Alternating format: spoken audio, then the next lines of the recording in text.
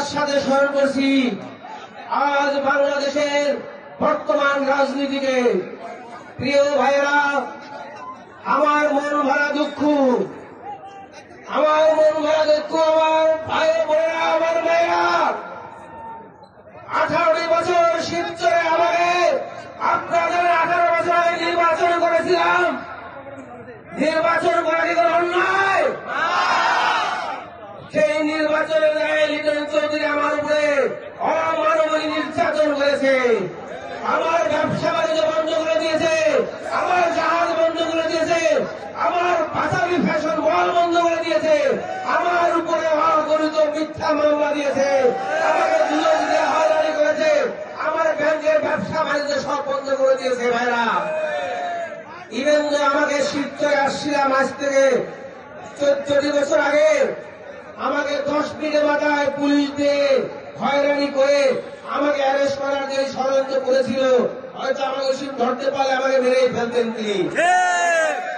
আমি শিবচর থেকে ঢাকায় গিয়ে আমি যদি আপনার অনেকের মতো চুপ হয়ে যেতাম, আপনারা ভাবতেন আমি হয়তো লিটন চৌধুরীর সাথে মিলে গিয়েছি, ভাবতেন না?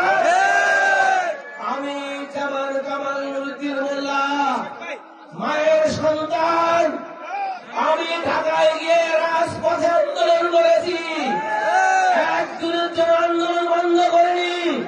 শুধু আন্দোলন করে আন্দোলন করা শিখাইছি কিভাবে দল গুছায়। আমি ঢাকা সদরকে তিলে তিলে গুছিয়েছি। প্রত্যেকটি মানুষের জেল জুলুম যা হয়েছে সমস্ত কিছু আমি খেয়াল করেছি। জেল থেকে ছাড়িয়েছি, মামলা থেকে ছাড়িয়েছি, জেলের মধ্যে সাহায্য করেছি, পরিবারকে সাহায্য করেছি। প্রত্যেকটা আন্দোলন সংগ্রামে ঢাকা সিটির মধ্যে বড় বড় দৃশ্যমান মিছিল নিয়ে গেছি, আমি সামনে থেকে গেছি, আমার নামে ব্যানার নিয়ে গেছি।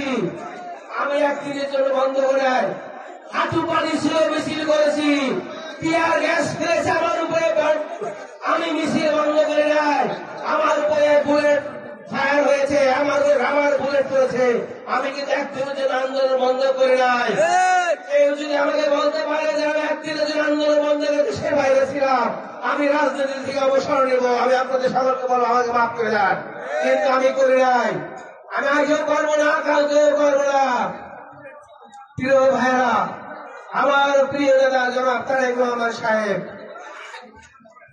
এবার সে ওয়াদা দিয়েছিলেন, এবার সে তাদেরকে নমিশন দিবেন যারা রাজপথ আন্দোলন সংগ্রামে ছিলেন, যারা আন্দোলন সংঘবলিষ্ঠ ভূমিকা রেখেছিলেন, যারা জেল খেটেছেন, যারা একাধিক মামলা খেয়েছেন, যারা দলের সাথে ছিলেন, তাদেরকে সে মূল্যায়ন করবেন।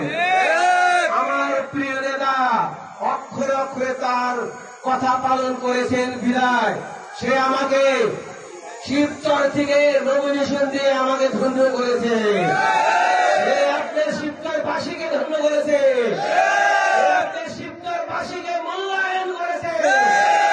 সে কি বলে কাজের মূল্যায়ন করেছে, রাজনীতিকে মূল্যায়ন করেছে। সে দেখে না আমি কে, আমার কি আছে, দেখেছে সে কাজ করেছে।